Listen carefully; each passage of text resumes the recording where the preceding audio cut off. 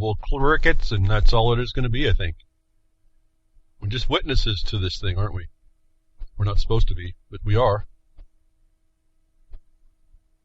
As the global war against people goes on. And we talked about silent weapons, quiet wars, and the data. And I'll just start off the broadcast by explaining that you can do your little part by just keeping separate from it. And it's going to take a little bit of work, like any war in the world, war on the world. It's gone on for a long time. There's tools that's being used to gather intelligence, as the silent weapons, quiet wars talked about this. Is that the brilliance that happened to these people that kind of socially engineer everybody. And, it's not obvious to us until after, usually. Like any good plan, you're not going to come onto it. Only a few will actually see the plan or start to get a hint there's something's going on. And then it takes a long time before everybody else starts to catch on. And then, as we've heard, there's a few people that really stride out and really fight against it give the good fight. And then when they've done their job and they finally get to prevail, everybody jumps in on it. That's kind of how this works. So you can be a part of the resistance. And this data is a big deal. And as we were talking, Windows 10 is trying to force you to do certain things and doing the updates and all that. It's actually coming in a new upgrade. I want you to understand. Also, these people are so disrespectful about you and your stuff. And the objective is you, and the takedown of you, or actually the use of you as a host for their parasitic functions. That they clearly show us that they don't care about us. They'll claim they're doing it in your benefit or on your behalf, and for our security, even our digital security. But you start listening to these terms, as soon as you hear them, your ears got to peek up a bit, and you got to tune in on what these people are really after. The Windows 10 November update apparently deletes some third-party programs. So here, this company Microsoft is now in their operating system, which they gave for free. And I told you as soon as I saw that, forget that. There's knowing about data. They're handing it to you for free. We already knew the rules about hand for free. You might be sitting on something with malware or adware at the minimum, just adware that comes onto your system. These people are in the crux. I mean, Bill Gates that founded this thing, and maybe date myself again. I was in the same area that Bill Gates started his little thing with Apple. I was just right there in that area watching this thing happen. There's stories that were happening then. This guy wasn't such a bright bulb, but he was really sharp in how to utilize things. That much he was sharp at, and we see him now as part of the center focus of the world. Interestingly, in a video telling you that he thinks that population control is a good thing, and that means you're gone or your offspring are gone. That this is the kind of company this guy's come up with. And then you find out later, as we move on, we find out about this technocracy, the gathering up of data, the Silent Weapons Quiet Wars plan. I think it was published in '76. I read a lot of that behind Woodshed to get you to know. It's on the bottom of my Blogcaster pages so that you can see. You're being a place for you is made in their circuit, in their electronic circuit of the global construction of the control of the world, and you're going to be part of that machine. And you'll find a place. You will put yourself right there, and they will utilize you the way you've put yourself, and they have a place for that. That they're not not respectful enough of you enough or your stuff. They now are coming into your system and having at it what they will. And so utility apps such as CC Cleaner, CPU-Z, and even Intel WIDI is reportedly wiped out without permission. Folks, you just have to know this is one of the major tools.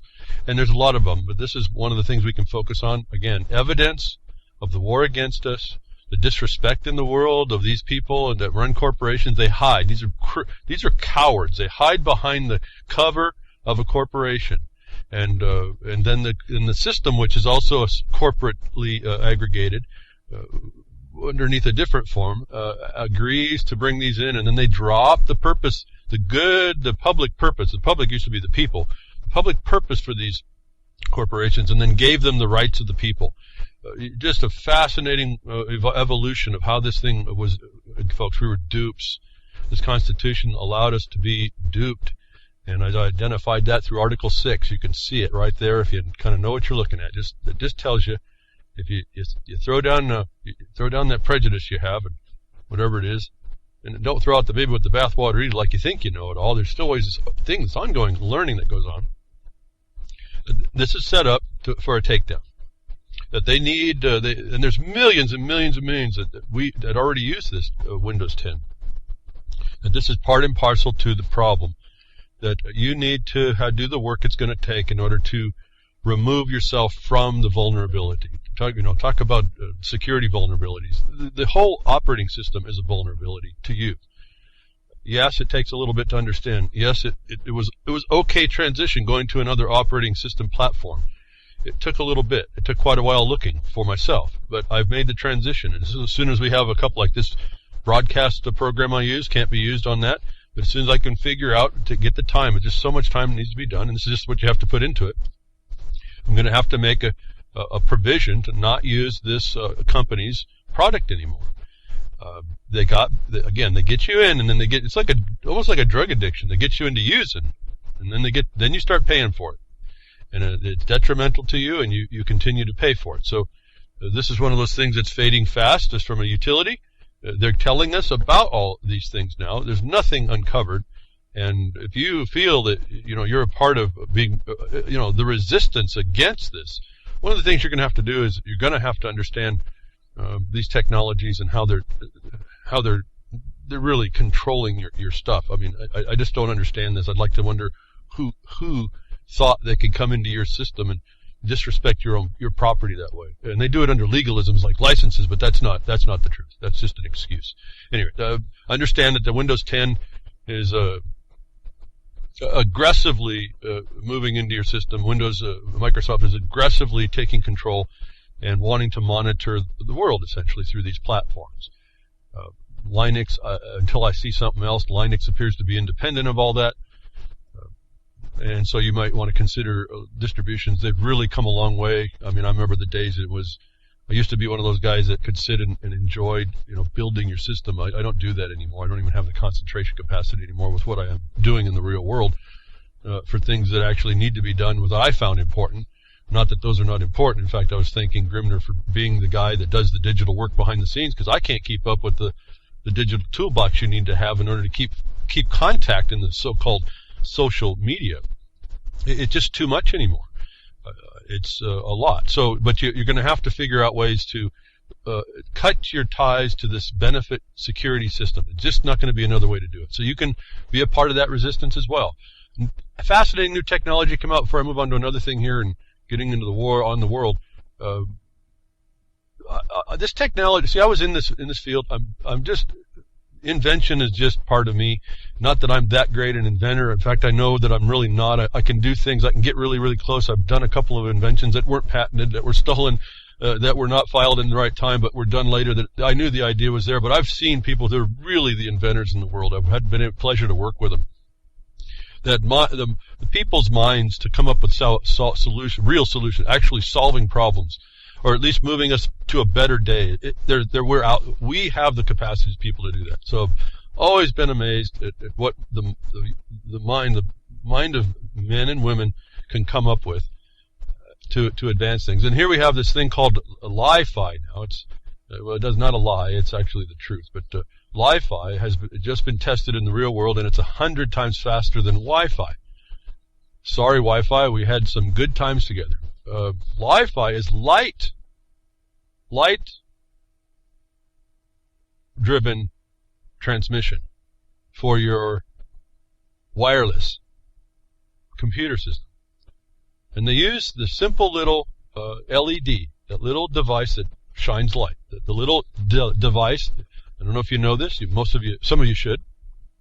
The LED is really just a diode that emits light. The diode is simply the gate, the part of the gate that they use to build the computers. It's a 1 and a 0. It's on and off. And so the same technology in the transistor was turned into a semiconductor technology, utilizing barriers and gating potentials and all this kind of neat stuff. And not getting into all that. That they can now use that very same diode that it becomes the logic systems for these computers that are now being exploited by companies like Microsoft. And they can turn that around and emit light, make them so that the same diodes emit light, and then they can pulse them at the speeds of a diode. The light can be pulsed at the speeds of a diode, and another receiving device in light can pick it up. That they operate at the speed of the transistor, and then the transmission of the carrier is at the speed of light, whatever frequency that diode is made to produce. That they're now putting data transfer on light beams, which is fascinating at one level, fantastic at another, and then it's a double-edged sword. First of all, it's going to be possibly, unless you'll be able to at some point have a better security. See, it's not electromagnetic radiation in the common sense. It's using light, which is electromagnetic spectrum, but at any rate, it's not electromagnetic emanations is what picks up right now. That unless you're in that light field that's pulsing at billions of times a second to transfer this data at these high rates, you're not going to be able to get in. There's no one that can see that data. The other problem is that inside that field, someone may be able to have the data. So it limits who can get this data by light, and then whoever is underneath that light. So that's an interesting thing there right by itself. So there's fascinating technologies. The problem is, as fast as these go, if you're not being resistant to these companies like Microsoft, your data goes out that much faster as well. All the sensors that are in your computer, in your phones, and all this other stuff goes out of your system even that much faster. So while I see it's a great deal to be able to go have data transferring very, very quickly. What they're talking about here is 224 gigabytes per second. I think somebody calculated that was like 18 movies, DVD style, high definition movies, 18 movies being transferred every second versus capacity. So fantastic technology, but see, we got this double-edged sword, and they get us to go into this, and all your LED lights will be See, this is the other thing. Remember, they went from incandescent bulbs to LEDs. See, they wanted to blame it on carbon trading and all this other stuff. In fact, what I believe, this was moving into this data acquisition, this security state condition. Global warming is a lie. The carbon tax is a lie.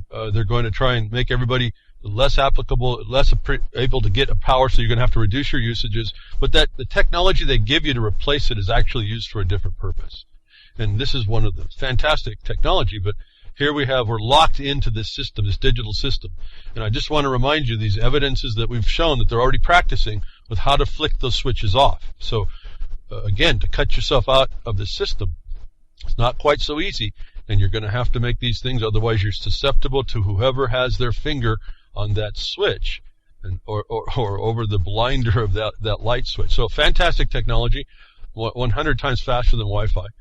Interesting security features, both sides. But the biggest one, I think, is that for us, because we're oblivious, it becomes the system has 100 times more things it can collect, 100 times faster things it can be collecting from in this multiplex sensory world that we're adopting and we're taking on ourselves. These phones are just concentrated evil, folks. That's all I can tell you.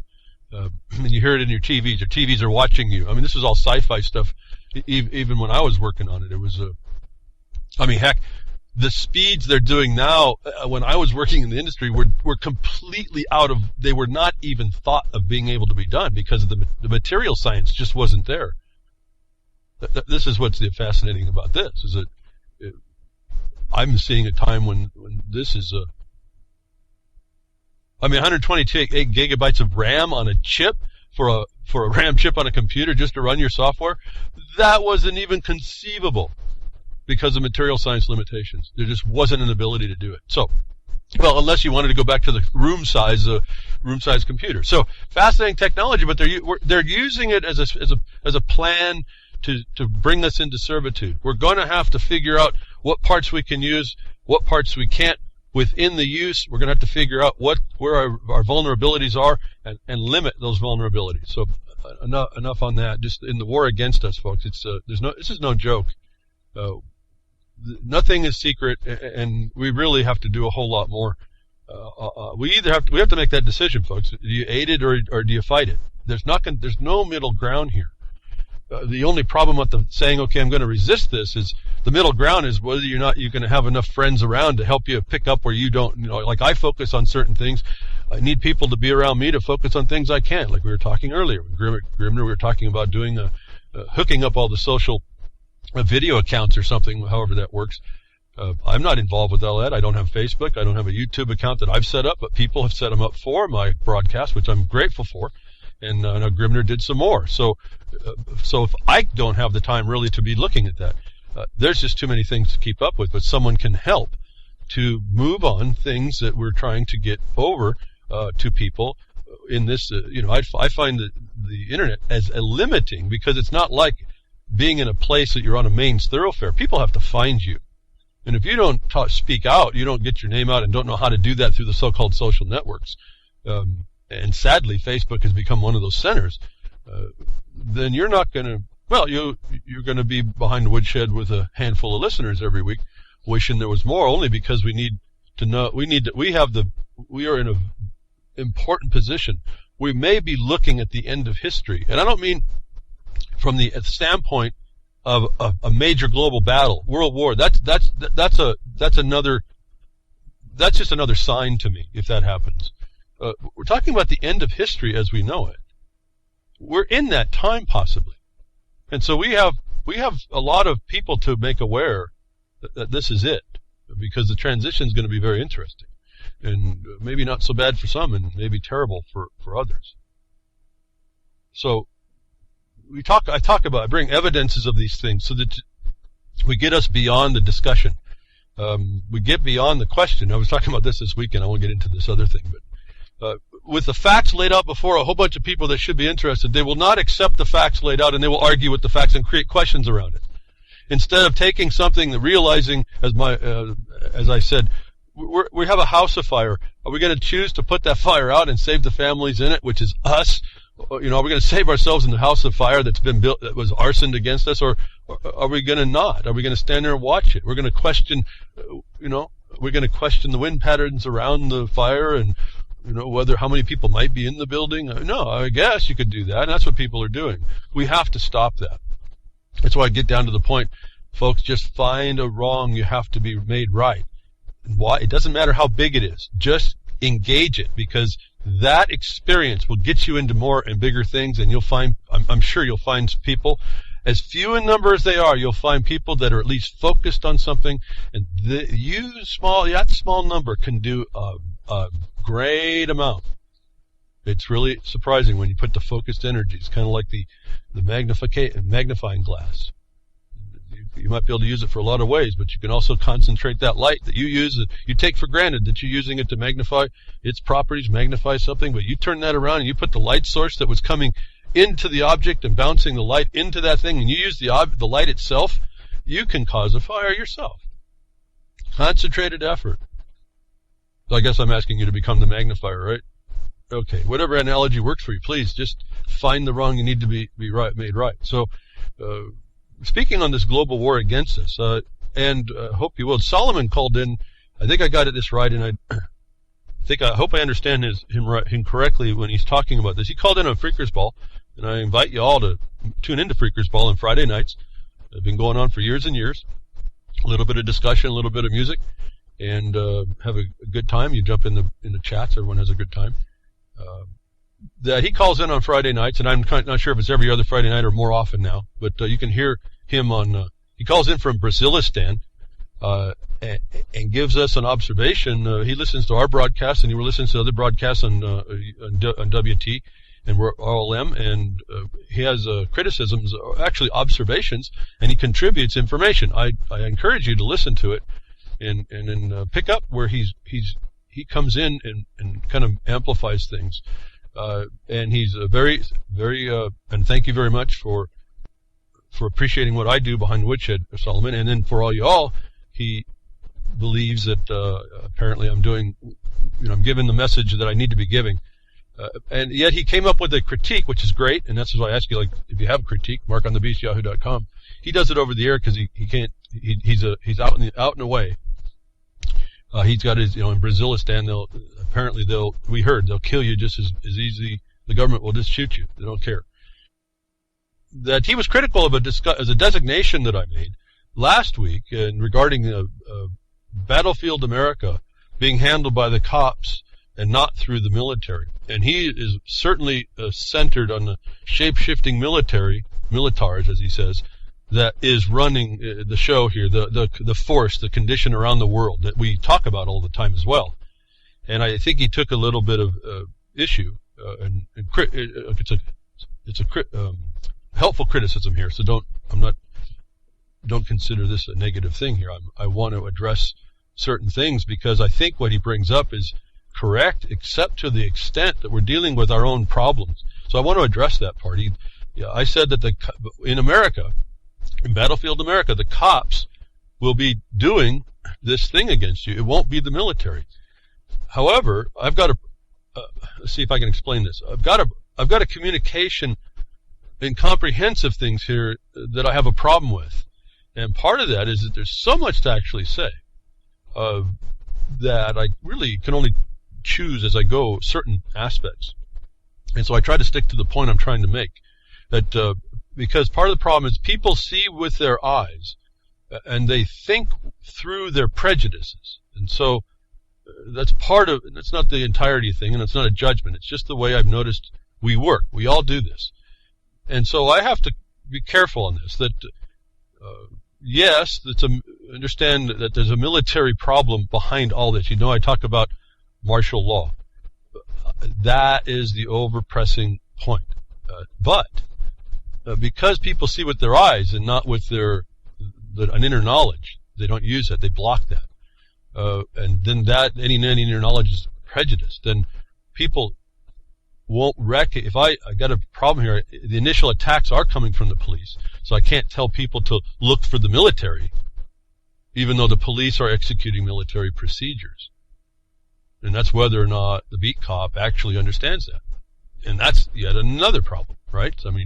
So I also speak to this thing in the context of police policy, and that's what I was referring to last week, where I was talking about the policy is what gives them a bit of license. It's what they test you with, that you have to, no different than the TSA, the other policing, policy implementation state, implementing the military order, as we identify through the NNDAA.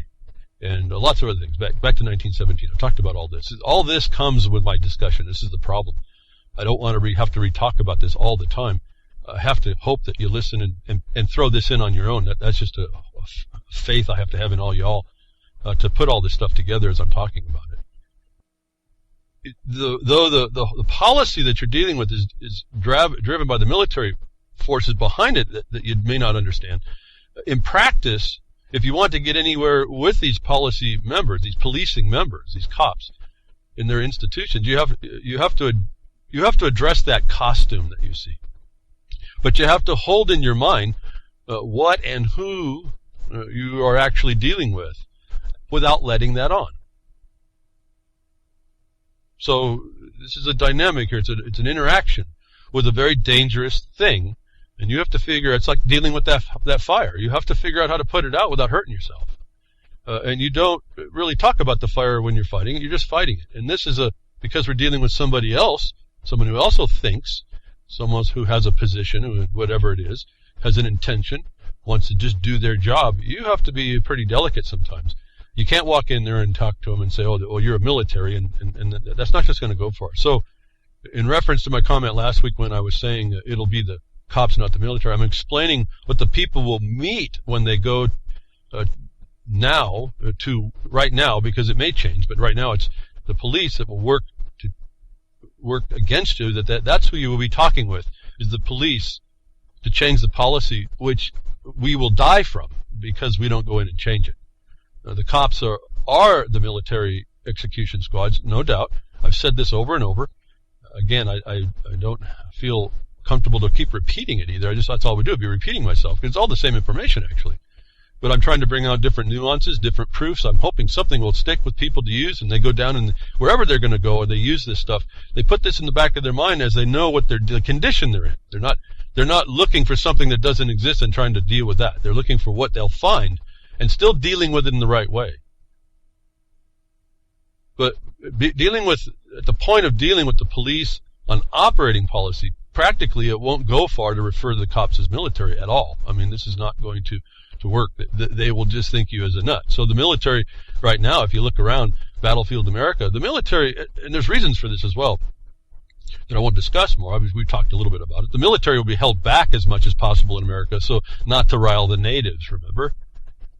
And heavy-handed, they're not going to bring that heavy hand in the military because it's not also needed. The people control themselves fairly effectively, at least right now. And the surveillance tries to pick you apart and divide you and pick you apart. So that's the other technique, that they don't really need to bring the military up. So you're going to be dealing with these costumes that are looking like police. So what we've seen in the last few years with the local acquisitions of military hardware, I think it was a test to see how much the people would take. And there's just now this pushback. People will absorb a lot of abuse. So that much of the military hardware that is now causing a pushback will be pulled back. Such as we hear the bayonets, like what do you need a bayonet here? And the MRAPs that are not being used inside of the drug war, which brings up a whole other discussion. How about if we just work, some of you find out that the drug war was no good, we have all the evidence, and work to stop that war. There's about 3 or 4 or 5 of these things. I don't know where they are, how many there are now. These wars they use against us domestically to justify using military hardware, the limits of which are figured out by the military behind the scenes. And the government keeps very close tabs of all this. This is what the problem is about the surveillance and why they want to hear, why the social, like Facebook became the biggest surveillance tool that they just keep the pulse of the people. All they got to keep track of is where the natives are getting restless. They won't openly make them restless. This is the pressure valve thing I've talked about a long time ago. So in the United States of America, there's still this sentiment, and it's a proper one, but I mean, it's still being held. It's not yet been vanquished yet in people, that the military won't be able to make any major showing because it doesn't need to, and it's learned that the people will tolerate the local police to be the armed force sufficient to control them as the military. And this is no different than how the courts are working in this country. When you look closely enough, you'll see the evidence. But you don't walk in and say, hey, you're a military court, hey, you're an admiralty court. What I've told you before is you acknowledge what the symbols are in the court to tell you what jurisdiction they are, which is really just legislative, administrative. However, you deal with them on that level. You deal with the costume with the knowledge they're not what the costume is. So if you walk into an admiralty court, you don't complain about it. You give your admiralty remedies. And you track the language. Well, I keep telling you, you got to track language. You'll do it everywhere. So for now, with respect to this battlefield America and saying the police are, don't look at the military, look at the police. The police will execute the military condition.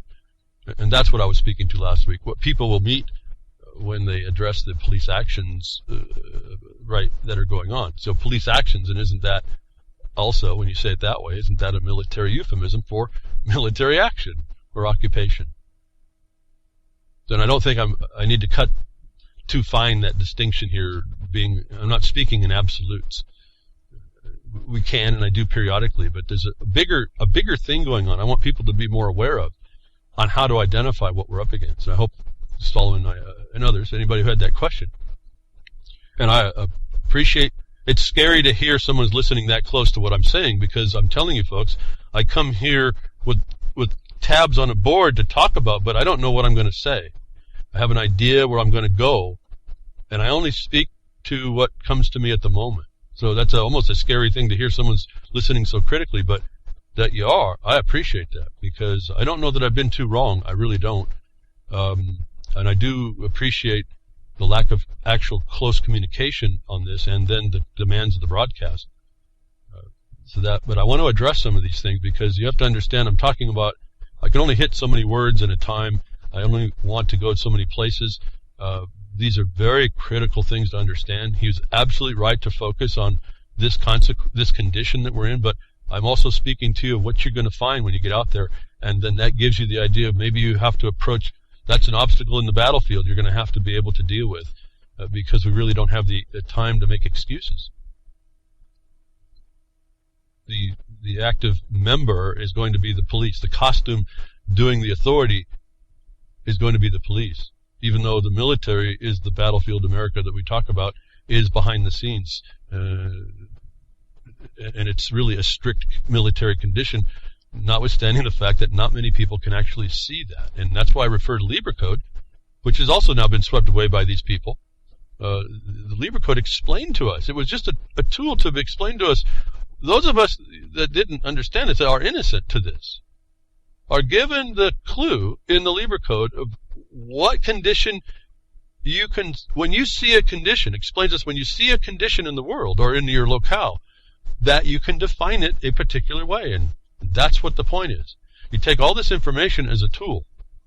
So, back to Solomon's point. Yes, you're right. There's a military, strictly a military condition. But the people in engaging this now, especially in America right now, are going to be dealing with policies, completely policies, even though those policies are implementing them in military control. It's really a military occupation as far as I can tell. It probably always has been. So, I also wanted to announce Solomon had scooped me as well, even though we're beyond the media behind Woodshed. He scooped me on Friday, and I haven't been able to get to it, but I want to get to it. He mentioned that there's now a field manual for the law of war, and I did get that around the 1st of November 5th. If that isn't an interesting time to receive that document, November 5th in the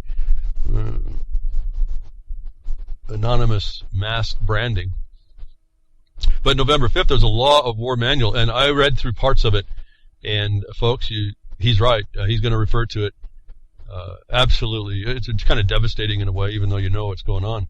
Y'all need to find that. I'll be talking about it. I'm going to read it. I want to do a little more justice than just reading it, though, as I was reading it. It's just so rich, so absolutely rich with confirming everything I've said and where we are, where we're going. It's the roadmap of how we already done. We're really kind of done, and the military knows that. And you just don't get this document out unless they did know that. That I told you a long time ago, forget your guns at this point. They've got us so well done, it's not even funny. But there's some big, terrible stuff in that manual, if you know what you're looking at. And it kind of makes the Lieber Code look like instructions on how to play tag. Where they've moved this is just pretty horrendous. If you even thought that you had some constitutional protection and the government was limited form, remember, I was giving you the clues that we were given in lots of ways, restatements of Cicero, that Scalia said that in the time of war, the laws fall silent, folks. This is it. We're at that point. We're at the point, like I'm telling you, with the world, the rumors of wars, the wars and rumors of wars, and we see what's going on around the world against people, and the diabolical nature of the psychopath has risen to the top and imposing concentrated evil. We're in the time that looks like we may be at the end of history. I say that with a couple of levels of dimensions that we'll be facing. And I'm here. I don't know. At some point it happens. Whether this is the time, I don't know. If we don't respond to this, even if it isn't, we're kind of toast anyway, but for a different reason. But we're looking at we really are in an interesting time. Just as we were told here, that we were talking here, coming through the transition in the Chinese, that you're, welcoming the interesting times that you might have, knowing that might not be so cool. We're there, folks. All the clues are here. So I hope, Solomon, that answers to that. I hope it was adequate for that, and I hope you all understand there's a really big thing to talk about here. I really don't have that ability to go through it. I'm not that organized, to tell you the truth. I really do just approach this ad hoc. You're hearing what comes from me without a filter, in a way. And I don't know how much more honest I can be about that. This is truly what I've done research and held in my mind all this time. I've not liked it, but it's a reality. I'll say a reality. I've got to be cognizant that we make that reality too. So we make up how we perceive as well. I said we look through our prejudices. We look through our ignorance too. What do we don't know? We don't know what we don't know. So there's a lot behind all this. And Solomon brings a whole nother level that I don't really go into too much. He picks up, though I'm speaking to it, and I appreciate that insight. that critical review and insight I appreciate. I don't. Again, everyone is going to have to see that for themselves. When they see that, when you see this, folks, really the decision's made. The decision's made. It's really not a choice, and there is no more questions. It's just a matter of where do you put down and what do you start doing.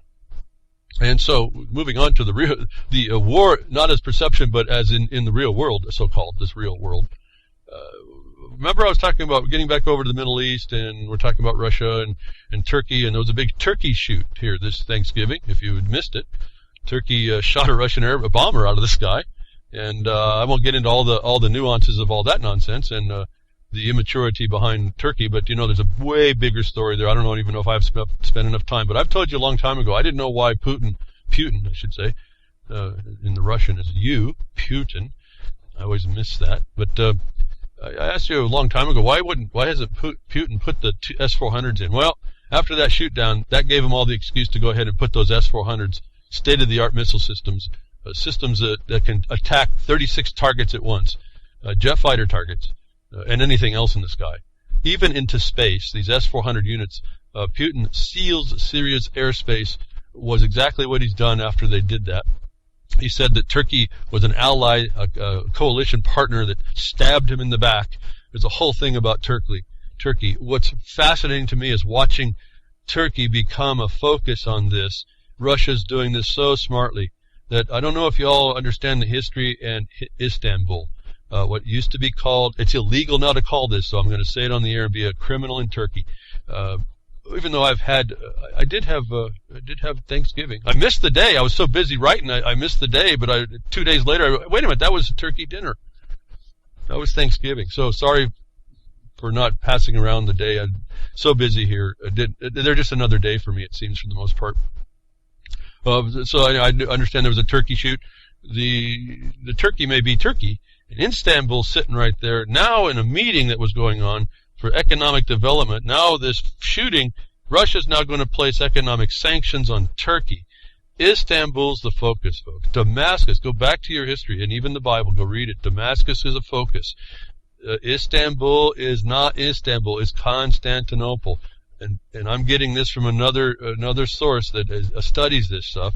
Although I've been focused on this area, like I've told you, since my uncle was focusing me on it since way long ago, not knowing how this would work out, just watching in awe how it has been working out, that Turkey now becomes the Turkey's goose is cooked, folks. If I can just tell it, if Putin plays this correct, Constantinople goes back to the Orthodox Christianity. If that happens, or I don't know when that happens in regard to the timing and chronology, we're in the time of the end of things, folks. I can just tell you that. Now, not the end of the world, just the end of the history that we know. So you're looking at some potentially just awesome moments here. But again, watch the ball. The ball's not really obvious here. You really got to watch the shadow of the ball we're looking at. And Putin was allowed to do this because Turkey did a dumb move, my estimation. And I was saying, why didn't they put the S-400 missile systems in there earlier?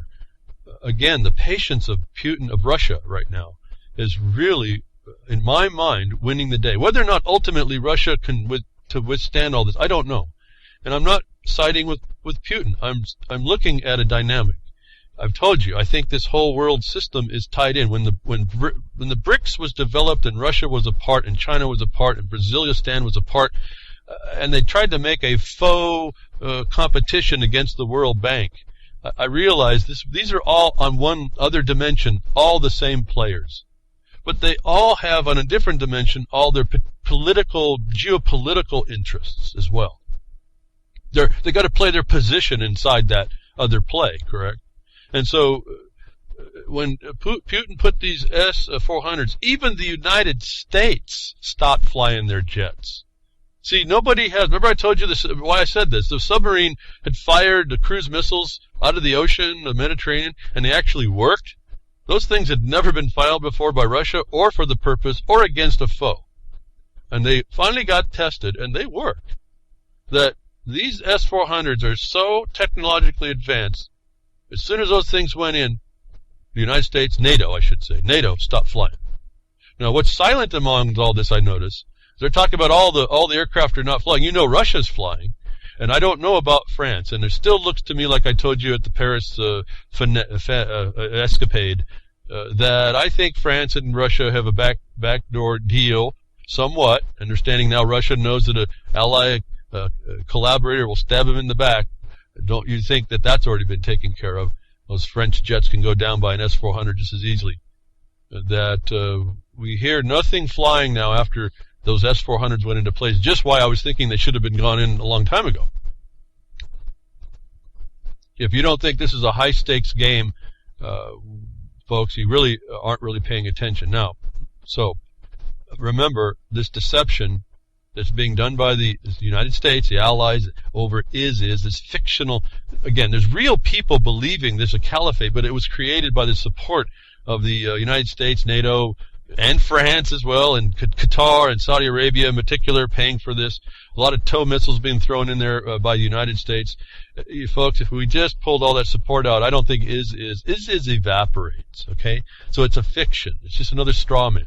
I don't have any feelings one way or the other about it. It's just a tool by Zio West to do what it wants to do, and it needs to interrupt what is the end game, which may be this. The door is open for against Constantinople. I've told you this before, folks. When Yemeni got attacked by Saudi Arabia, watch out. This looks like the end of history here. The way the books were written, this is what they predicted.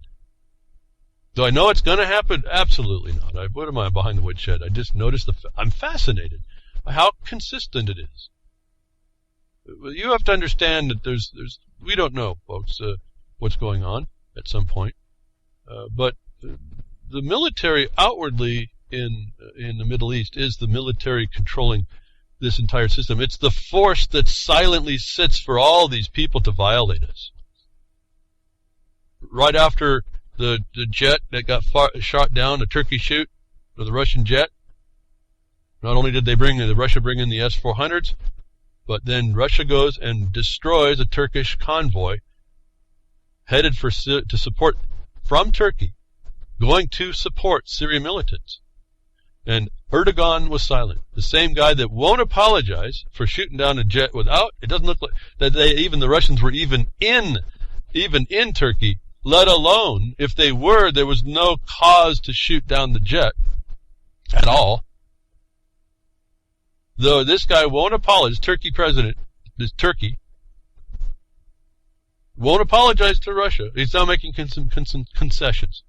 But when Russia turned around and destroyed their truck convoys, which are supporting the Syria militants, the terrorists from Russia's standpoint, and from, more importantly, Syria's standpoint, who Russia is helping, Erdogan is silent, has to tell you a whole lot about what punching the bully in the nose, together with the economic sanctions that are now going on in Turkey, against Turkey from Russia. Turkey is the second largest contributor to the Russian economy, which means Turkey is going to be in some real trouble on its own economically. That was a second smart move or third or fourth smart move now since the Turkey shoot. That we have a real dynamic condition that I just have to admire the patience of the Russians at this playing this game, if it is a game. And I say that because I do believe part of this is a game. It's a serious, deadly game. People are dying around it. But there is, remember, that part of that global construction sits there to guide this. And as that works, again, all the global players, all the national players moving to that region, we're told that it was going to happen. It's now declared as well, right at this time to act. China launches war on is after terrorists execute the Chinese hostage that we heard about before. So now we see the excuse for another nation now to come in and be justified to stop this by fighting this fiction that the United States or NATO, Zio West created, and now is being used against them at some level, but used toward the end that was made to be used for. China is going to now have license to come in. See, Turkey shooting down the Russian jet gave license for the Russians to shoot anything in the airspace. And then Obama, he's so smart, I understand it through a Twitter line, I think Grimner sent it. Obama is saying, Putin, Russia deserved that jet to be destroyed. If that didn't give Putin the license to shoot everything down the United States has, I don't know what did. How stupid is this guy? Well, maybe not. Maybe that's the plan. But they're playing it real well. I don't think that Russia's getting in war with Turkey. They have a better plan. There's internal strifes that Russia knows about and probably maybe fomenting as well. Right in Istanbul, it was illegal to say Constantinople, but I'll say it. Right in Constantinople, the major player on the underlying dimensional stage here, of the indicators of how we're moving along in history, pre-told to us. They are right there. They are right there to do what take out Istanbul from within, their own thing. That we see the players coming on. We got now ISIS is now going to be attacked by the Chinese. China is now in the region with the same purpose as Russia, and denied by rest of NATO, even though they say they bombed United States bombs ISIS for over a year and goes nowhere. That we hear also right in the same week, folks. The concentration's happening. China to open its first military base in Africa, signs deal with Djibouti, the U.S. general says. Now, where is this place? This is right in the center of the Mediterranean. Excuse me, of the Asiatic, I think. It's right at the point, down at the opening, where the United States military has to cross through. In fact, there's a whole lot of military there. The United States has a base there too. If you don't see the tensions that can rise. But folks, two navies in the same bar, it ain't going to work. Okay, they can't handle it in the bars. It's not going to work outside so well. But this is now we're seeing there's no limitations now. Everybody's in on Syria because of ISIS. The excuse is being used by everyone. And we're seeing a concentration of that was declared in history that I just beyond anything else, I'm really fascinated about all that. But this ganging up in this area, folks, I mean, don't underestimate it. It doesn't seem like it matters to you, but I think it does. I think it does. When you see the Pope also running around the countryside, like I've told you, and they all deny what's going on. They deny the underpinnings of the structure they built, as they slowly work against you. They work, little bullies. They bully everybody, and they talk the nice words. Well, those bullies in the Middle East are being called out by Bolivia. If you don't think the world is starting to get involved. Bolivia declares Israel a terrorist state, 42 years visa-free travel called off. Really, the titles just really tell me a whole lot. Folks, if you don't read the Blogcaster, you're missing a ton of details. I just don't have the time to get to them all. It's so fascinating to look and pick the carcass of this thing apart like we did for Thanksgiving. Not every one of these stories, but most of these stories I provide here for reports, for evidence, have the power to give you exactly what the story is going on through history and what is coming to bear. Israel as a terrorist state. Wow. We all know that. But to have someone step up, I guess is the point for me. You have to step up and call it out, otherwise you've agreed with it. Everyone's ganging up on everyone, no one's saying anything. So I had to laugh. I laughed. I laughed out loud. How much more bizarre does it start to get? When the gangs of New York, the Sicilian Mafia offers Big Apple protection for psychopathic ISIS, actually petitioning the government to be able to do a better job than New York City itself, the Mafia having better connections in order to stop ISIS. What nonsense is this? I thought that was actually a brilliant move, but it was. It's the humor. This is the comedy club of the world here going on.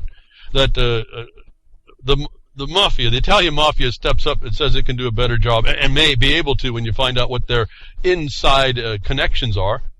You know, it's like any other insider, infiltrator. They get inside the system. No different than the sustainable development crowd. They've gotten inside your system. You don't think that's a mafia? You don't think that's organized crime? You think it's not possible? They did it. They did it in the last 30 years. You think the mafia has all that? You think they have the connections they need? I actually think that maybe they could do a better job, but except for that the whole thing's a fiction. It's a waste of time and money. That's the one thing that shows how stupid this is. But isn't it just a fascination to watch that the mafia stepped up and actually asked the government if they could help? Put them in charge. And they did it with a straight face. The reason is that from the mafia is that the government, the FBI, Homeland Security, and New Yorkers, they often act too late or fail to see the complete picture of what's happening due to a lack of human intelligence. Well, it's not just that. This is a plan, folks. So they're not seeing something. So this guy who thinks thinks he sees the big picture, and he can help. Well, he may have the human intelligence. He may have those connections. You know, everyone gets served by some kind of organized criminal for their garbage disposal, don't they? In the restaurants and whatever, and they're probably whatever. Who knows? I don't even know no more. But isn't that just a fascination that we're living in a world when a notorious crime syndicate petitions the government to stop a terrorist?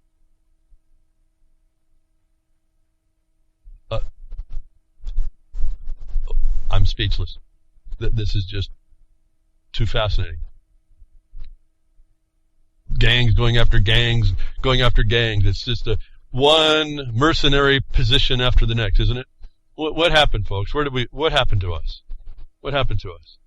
Except that we were crickets. What happened to us? How many more questions do we need? How many more things do we have to answer? So I say, don't worry about the size of the. I talk about some pretty. I mean, when I'm not on this war stuff, because nobody can really do anything about the global war thing. But when I talk about the wars that you're dealing with at home, wherever your home is, some of those things are pretty big. We're up against the federal government, what we do, and the mining law, and ranchers, and we're doing all that kind of stuff. People don't understand what we're really actually doing. They really don't understand, and I know that because they don't do it. They look from outside and they use their little prejudices to view with their little pea brains what they think we know and what we think we've done. And everybody, I do it too, I suppose. We all kind of do this on someone else. And I particularly when we go critical on somebody we don't know really. That when you get involved, it's a whole, I mean, it's like, the people who know from those that don't. I can just tell you that way. And you won't know that until you engage. And it doesn't matter how big. Don't look for the big game. Look for something you can handle. Even the smallest wrong that needs to be made right needs to be made right. And if you're and I get this a lot actually. I don't know what I'm looking to do. That's fine. I'm not saying that you have to if you don't feel it. You gotta find the thing that you're really passionate about. That definitely has to happen. But don't blinder yourself to find the thing. Just find anything. Just get in the practice of, it's like a habit, like a muscle you need to exercise. It's there in us. It was really our duty to protect ourselves. It was our duty to watch out for the criminals, right?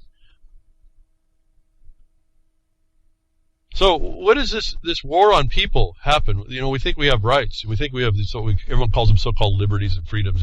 Behind Woodshed, I don't necessarily. I agree with the fact that they exist, but they're not what people think. That we have also these reverse discussions, these like double speak in the news. We can't almost make it out. But other things come clear, and we can predict by them. Like we say, this war that's on the people in Europe, like the Paris attacks, which precipitated France moving over into Syria and apparently actually fighting ISIS, as Russia is overseeing that action. We said that there was multiple reasons why Paris happened. It was not, I think there was a state attack. I also can see part of it. Nobody died. That would be like a hoax. It was part of drills. They used video from the drills to make it look like it was part of the knots. You don't see that anybody actually dies. But there's this, it could be a false flag. Actually, something did happen. But then there's on top of this there was actually an attack on the state. All that I can see being in there. But I said that one of the purposes for the state was to further lock down and get the concurrence with the population, so they could get that aircraft carrier out, make more war. and lock the people down. And you see now they're locking military. Now the military came out in France. Now this is the distinction I guess I'll make for Solomon. We don't see that way in America. We're not going to see that military that way in America that way, I don't think yet. We may eventually. What we're going to see is the police. And they'll look like there'll be more military costumes, but it'll be really the local policing doing. That the purpose is to lock people down. And the overriding amplification is that if we can discuss a thing, it's like advertising. Like someone said, it doesn't matter whether it's good or bad as long as they're talking about you.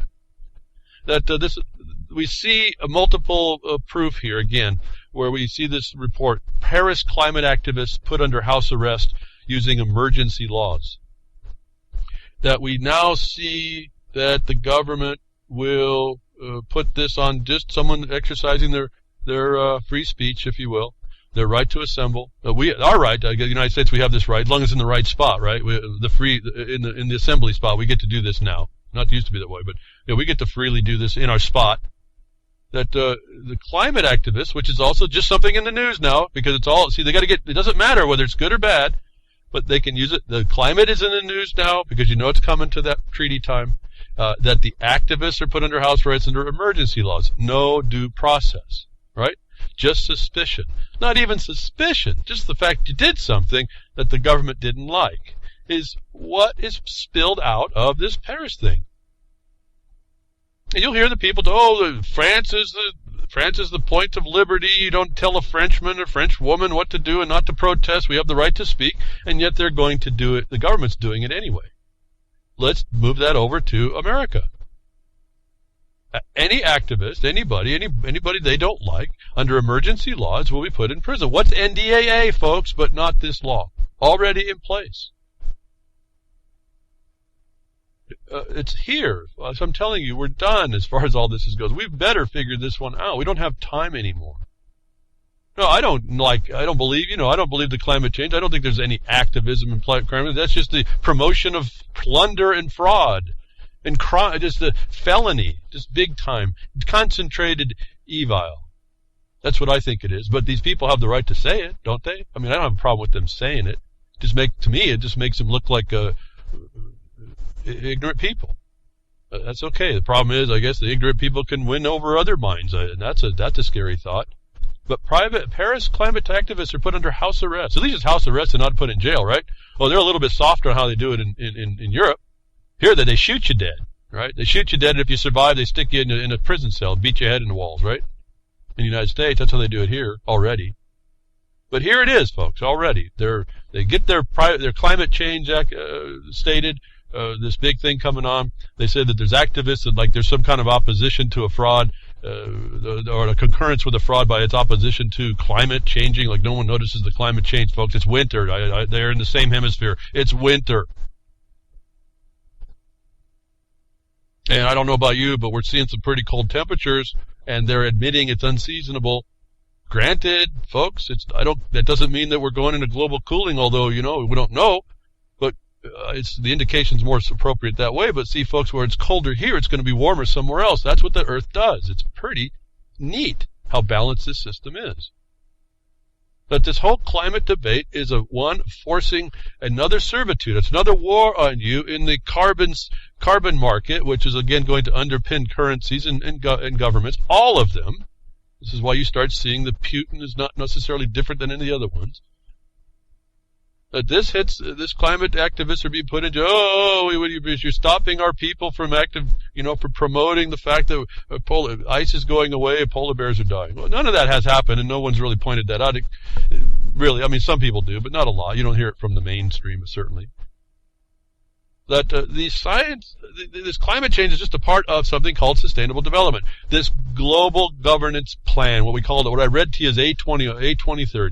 The extension, the movement, the next 15 years implementation of the agenda, the program of action that we know as Agenda 21, that the Bar Association completely promotes and completely imposes upon you every day in your life. All this stuff is coming down through democracy and the rule of law. It's a brand. You might as well just stick it together And part of that brand that implements sustainable development is a method. And so I want to point out this next little report here that shows you another layer of this thing, dealing with the climate change, and then you had the encyclical with the Pope, and talking about unifying all the religions, and then we get this telltale sign of the method of what's going on in the world that I can directly attach to something we're doing and know exactly what they're doing with this one word.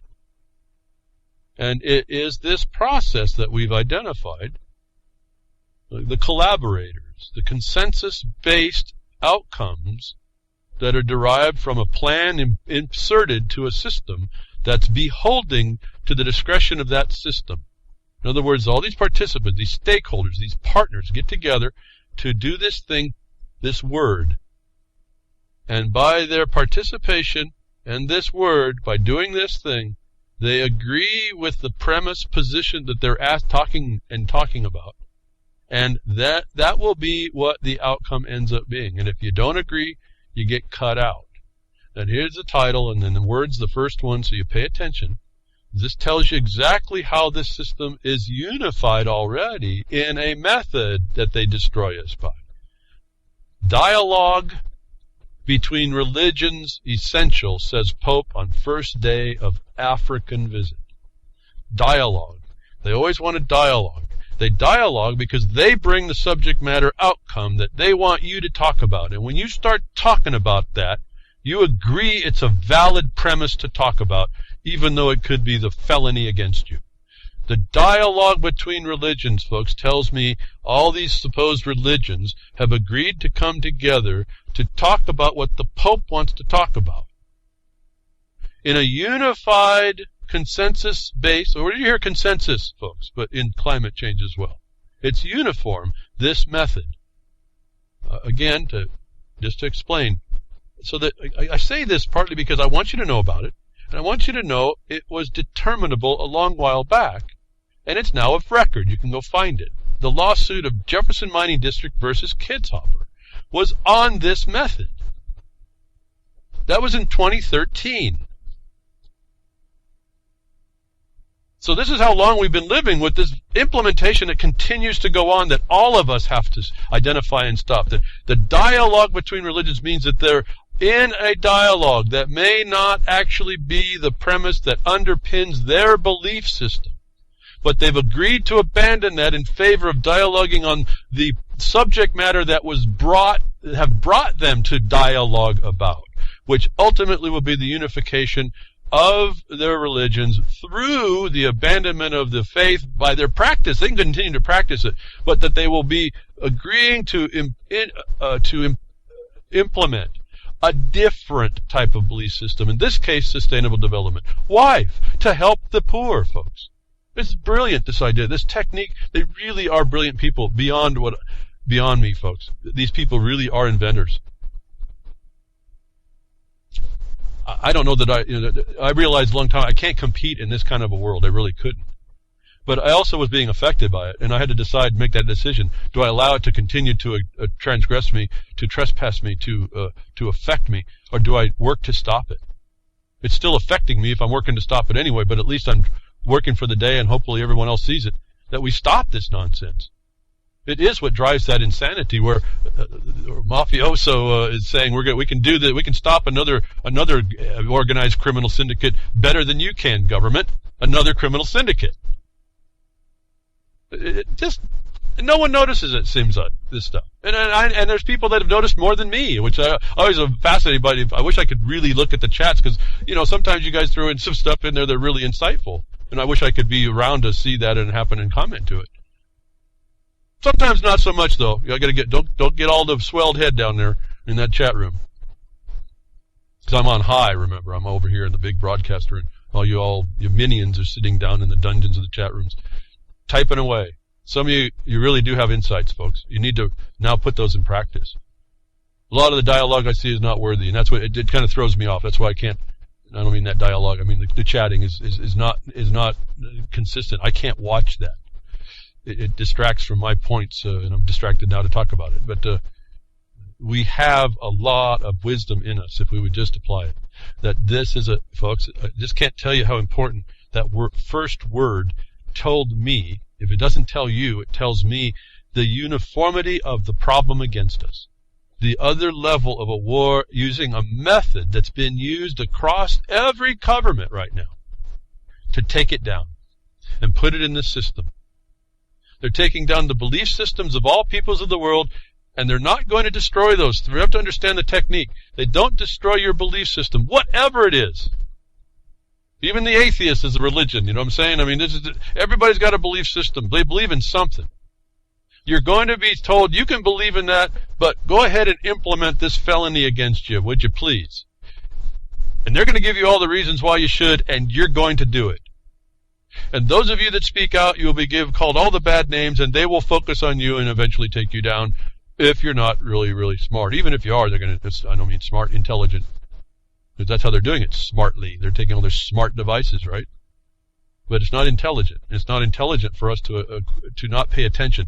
The dialogue between the religions is a fact, an evidence that the religions are already done in, and their congregations aren't paying attention and don't know it.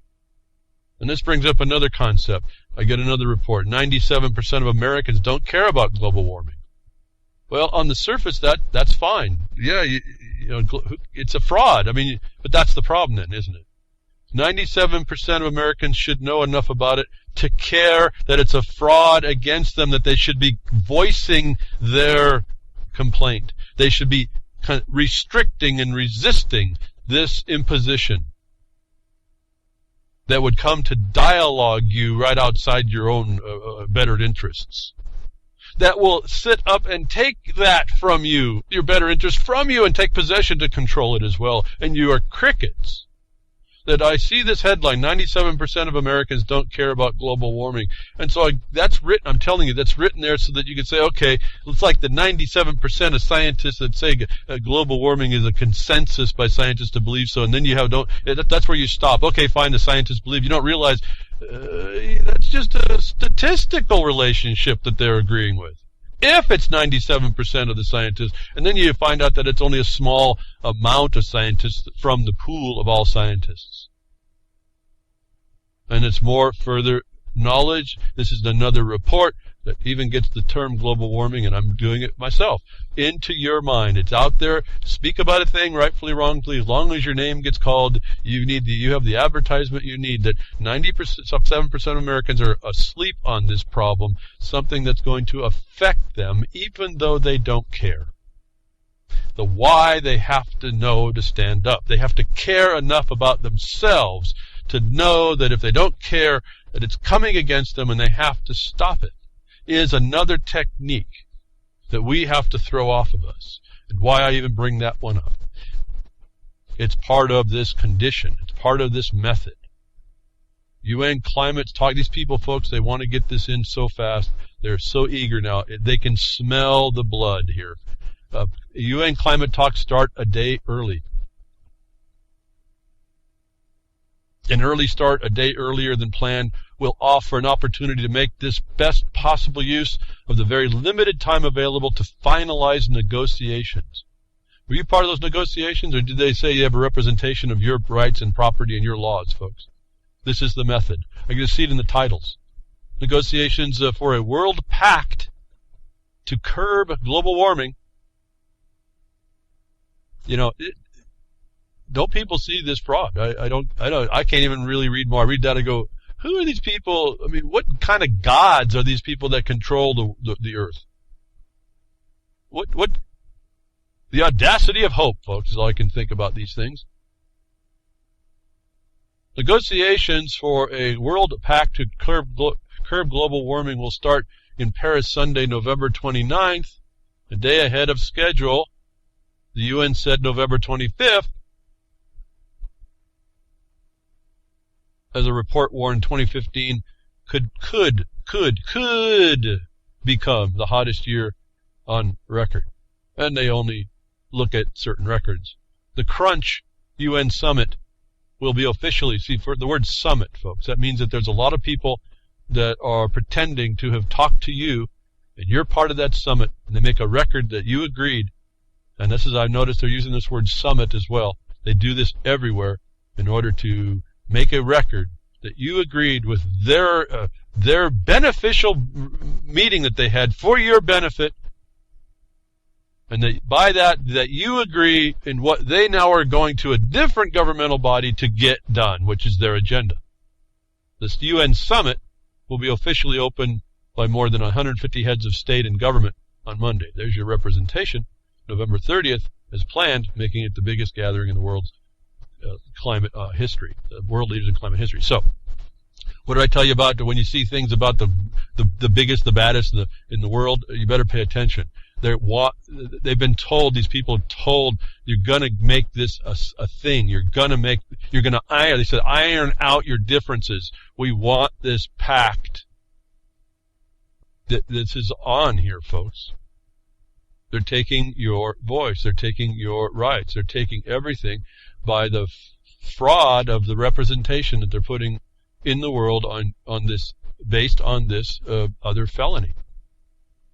And what was it about, folks? Is it about the climate? We've talked about it. You know the answer is no. Because before, I had this on my board a long time ago to expose this. I brought it up. Ex-World Bank chief economist exposes failure of austerity deregulation. Showing us evidence, this is before now, that what they're going to enter into a pact about, the imposition of Agenda 2030 underneath the fighting of the enhancement of prosperity, the fighting of poverty to impose austerity is already known as a failure.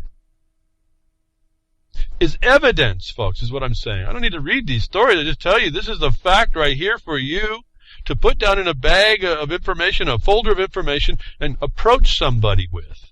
Say, what are you doing in light of these things to agree to a felony against me? Where is it written in your oath you could do that?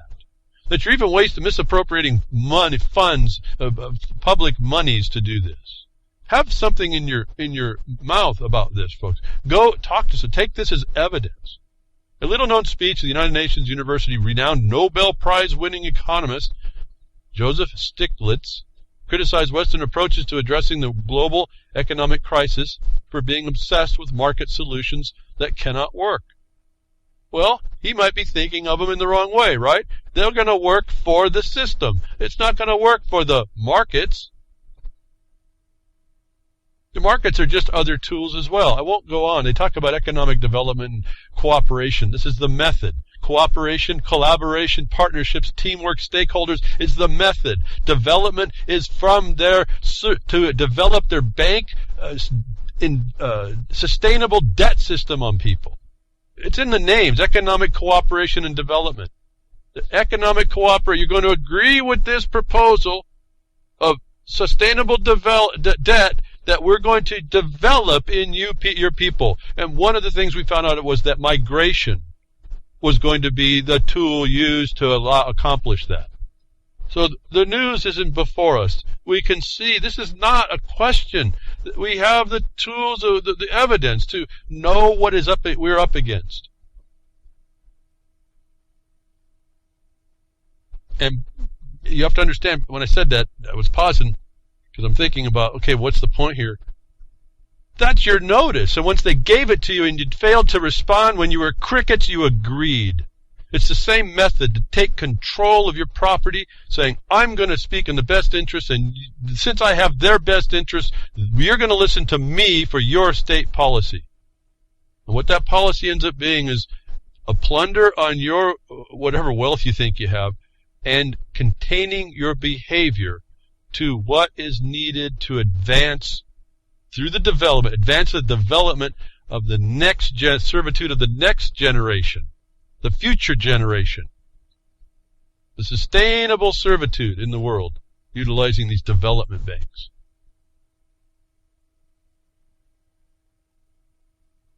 It's here for us to see, folks. And I'm I understand your spirit may hang around for 3 days, so I might be getting in under the wire. I understand you're not supposed to speak ill of the dead, but we got 3 days. Maybe his spirit's still in transition. I'm going to say it. Maurice Strong, UN pioneer in green diplomacy, dies at 86. I couldn't be more thrilled. But look at the offspring this guy has created in the world. The concentrated evil spawned from this criminal.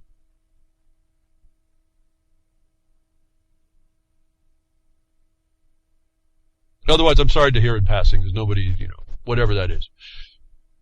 If that's what he wanted. But he's a criminal. And I'm glad to see him gone.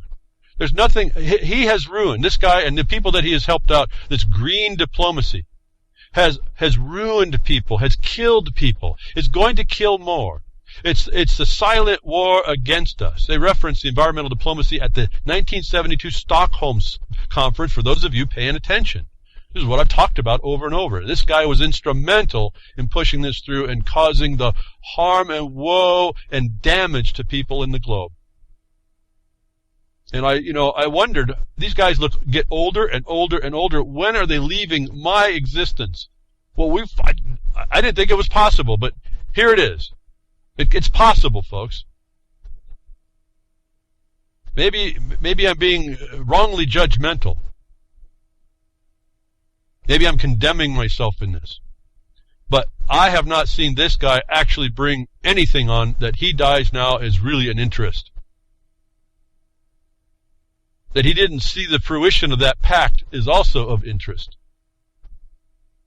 I'm hoping there's hope that doesn't actually go through. I'm hoping that there's people in the United States government that really understand, because they've shown it before. The diplomats that go there, even though they shouldn't be there, actually understand that there's limitations on the United States. And a lot of these pacts don't go through because of those very problems. That every time they come back, they've tried to work out. These wordsmiths have tried to come out to try and work around another problem in order to alleviate or facially, transparently alleviate the restrictions that would be on the United States government in law. That Maurice Strong dying is I didn't rejoice, folks. But this guy has caused more harm, in my estimation, in my observation. It's partly what I have to do now is his work, is what we are up against. That I wish that his energy would go away, but it's going to be in the world a long time. The authors of this harm on the people of the world, one of them is gone.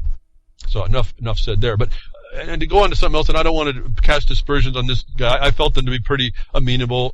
I didn't never meet him. It's just a character. He's a celebrity in the world. But it was an interesting story here. It happened quite a little while ago, the beginning of the month, to show who these people are on the stage. These people that get into government and these influential places. Another death that may have passed with or without your observation. Former Senator Fred Thompson had TV and film roles. He's dead at 73, happened to the first of the year. He died in Nashville after a recurrence of lymphoma at 73. I sort of remember him a long time ago. Amenable guy. I appreciated it. Had a deep voice and a smooth, presentation. Likable dude, it seemed, at some point. What they say, a folksy demeanor. 6'6" with a booming voice and a folksy demeanor. It appeared in at least 20 motion pictures, and I won't go through them. But what I found interesting was how they described him. A Republican senator to 8 years who also acted in feature films on television has died, his family said in a statement. But Thompson, a lawyer, here it is, listen, a lawyer, all of a sudden now can't be so good, but at any rate, remember the Bar Association and their plans against you. He was a lawyer, as likable and folksy as he was. He alternated between politics and acting much of his adult life. And I thought that little sentence right there pretty much said it all. Lawyers, attorneys, politics and acting. I thought that said it pretty much all at one sentence. Don't know the gentleman, but the characters on this stage are typically these kinds of people that cross skill. What they do goes from lawyer to politics to acting, should tell you something about your government. When you find out all the attorneys sitting there in the government and they're all politicians, they must be acting. And what have I said over and over about the stage and the characters and these facades, these costumes? This is what we now see is the truth. So, don't want to disparage his passing. I thought he was a good guy. I like the folksy nature of him. But here we have it, right here, folks. This is probably the most sentient statement I've read in a long time. Thompson was a lawyer, alternated between politics and acting much of his adult life. There was really no difference, folks. Politics and acting and being an attorney. What can they get you to do, folks? What can they do? And they're acting. Are they so good that they can get you to even put the gun to your head and shoot you? Well, it seems to me I've got evidence that it's possible. And I wanted you to know about that. We tend to put these people on pedestals they don't deserve. In fact, they were supposed to be in a representative capacity and not leaders, which I've identified as the line that holds the bait for you to chomp on the hook that they're dangling. The leader. Now, who's the one holding the fishing pole, though, folks? That's the one you have to concern yourself with. So, in these gangs, the lawyers and the politicians and things, maybe even of things called countries, nations, the psychopaths in the offices, we have all these different scenarios that work on down, and one of the gangs that we have to deal with is the cops. The military, for Solomon. And I don't make light of that. I mean, I just want to say the police, but I understand that that's sitting there. So, just kind of throw that in there for us. Just understand these are military operations going on. And so you start putting your mind up that level and you start to be able to see other things. Are they fact? I don't know. We're not there, but we can at least put them in the equation. And the categories of possibilities I tell you to build so that you can kind of be aware and have yourself free to see, have free association going on to focus in more quickly on what might be reality. That I saw this story in the gang plots and things going on, the false flags, the hoaxes, and what all not. Millis, a cop charged with bomb threat, staged shootout, found dead in home. At first, I kind of passed by it. The next day, I woke up and said, wait a minute, that's something about that. About this, I should say. A former Millis police officer who was charged in connection with the shootout hoax and fake bomb threat in September was found dead in his home Thursday morning. Right, the story goes on, but here's the point. I looked at this and I said, wow, what if this was another drill and the guy backed out and they caught him. And so they planted him with the hoax shootout and the fake bomb because it got out of hand. What if they've killed this guy and they've set him up?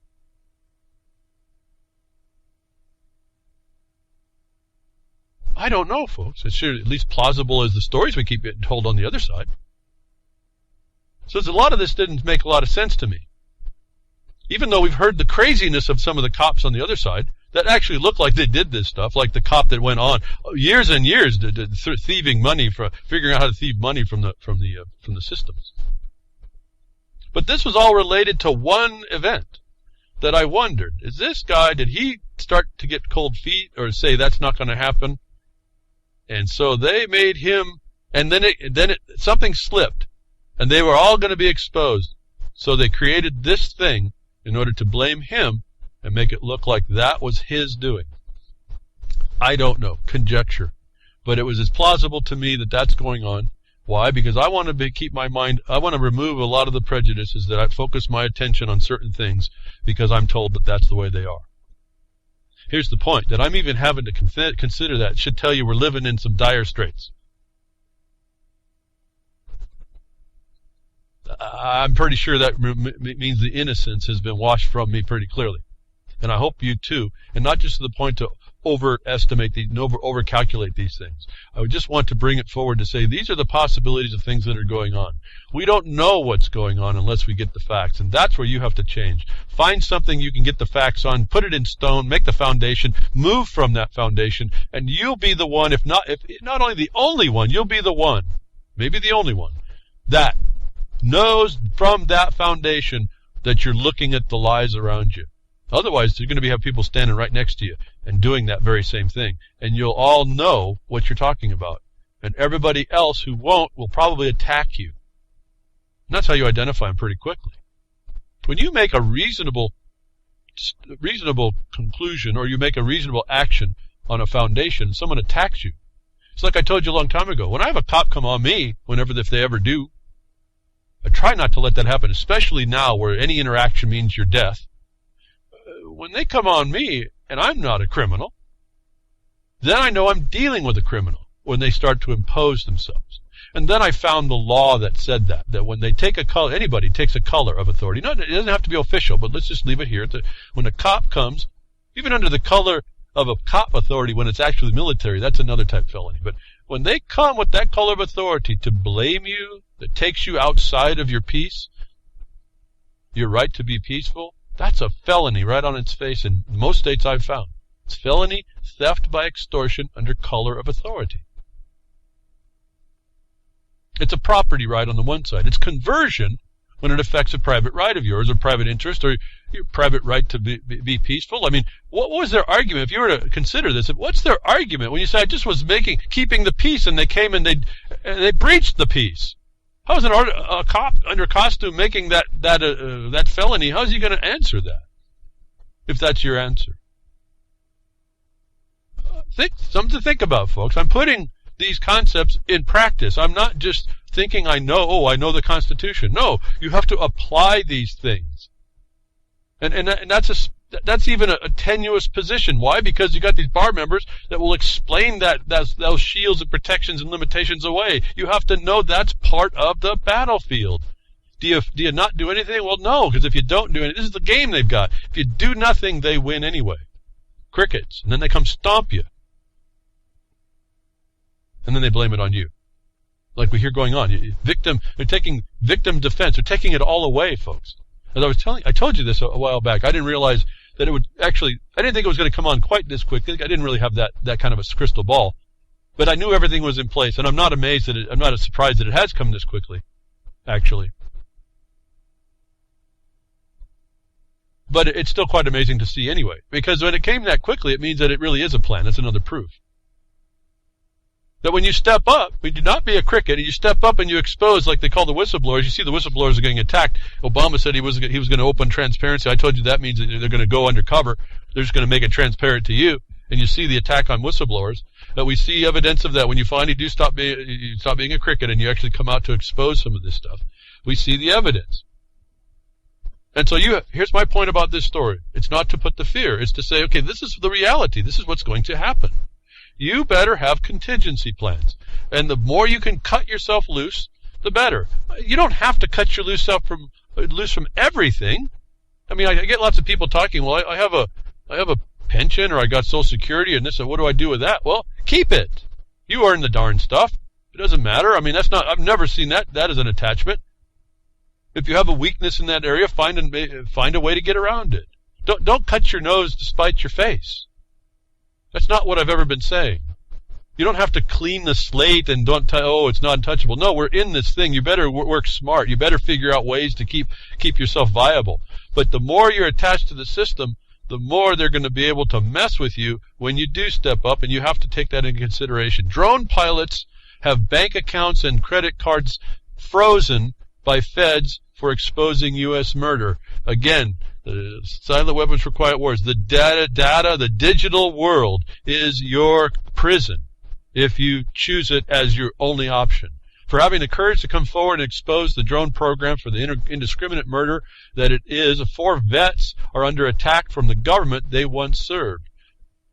The United States government failed to deter them through threats of criminal prosecution and clumsy attempts to intimidate their families Now, 4 former Air Force drone operators turned whistleblowers have had their credit cards and bank accounts frozen, according to the human rights attorney Jesselyn Radak. Well, it's enough I'll say, folks. These people came out. They were just letting people know what's going on. The government turned on them, and they did it by electronic means. Anything you have in the state is susceptible to control. If you want to go to a currency that's digital, you want to go to a cashless society, this is what we're talking about. If whenever you are considered to be a suspicion, if you're an activist like in France that is going to be put on house arrest, they don't need any reasonable suspicion of more than they just didn't like what you were doing, they turn off your switch. That's a reality. You can ignore it, and you can fear it and stay in it and do nothing, or you can make alterations because you see how they play the game. That's all I'm telling you. There's evidence and proofs. I'm not a lunatic to tell you if you get a digital lifestyle that they will be able to interfere with your life to no end. Remember, don't forget what they said first. The government came after them with intimidation and criminality. That's a tough one to weather, I'll tell you that. But guess what? In my view, that's a felony, isn't it? As soon as they don't, they've proven that they didn't have the right, they did it under color, to do an intimidation that breached the peace of the people that was supposed to be kept by the officers that were doing it. That's a felony. That's a 2 felonies, one in conversion as well. That's the basics, folks. It gets way easier here once you start figuring this out. I'm just trying to lay it out for you. I just try to, I talk very kind of summarily, actually. There's a little bit behind this, but it's not that much harder. This is not that big a question. This is not just knowing the Constitution or the laws of the state or whatever. It's knowing what they apply to, how they're applied, how they're used against you, and what the limitations are that expose these people for being the criminals in the officialdom that they are. This really was supposed to be a peaceful place, and the law was supposed to make the peace, and the cops, the sheriff in particular, we can see that directly, was to keep the peace from being breached.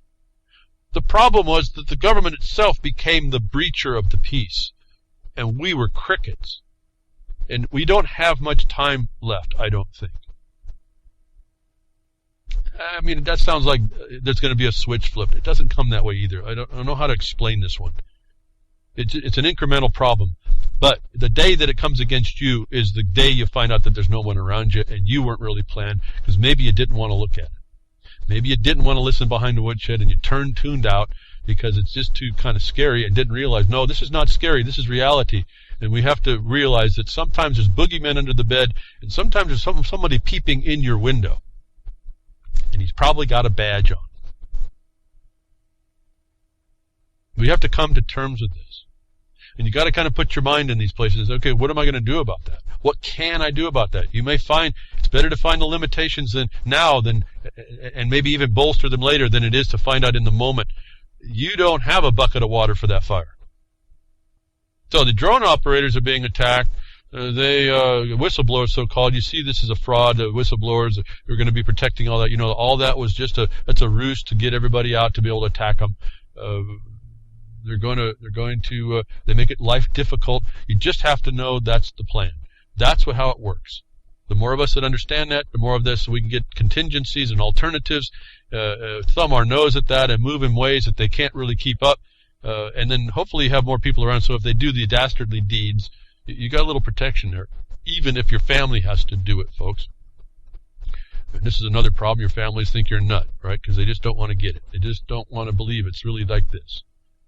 But you just got to be gentle and persistent and caring enough to know that you got to find the ways to communicate to people. Maybe your family's not the people you talk to. Maybe you find someone else that can talk to your family. I don't know.